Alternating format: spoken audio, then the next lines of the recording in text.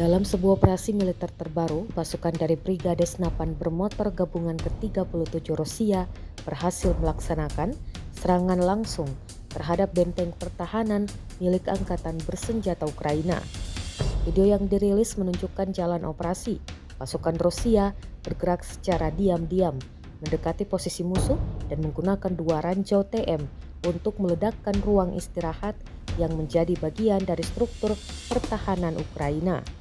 Rekamannya diunggah di Telegram pada Rabu 30 April 2025.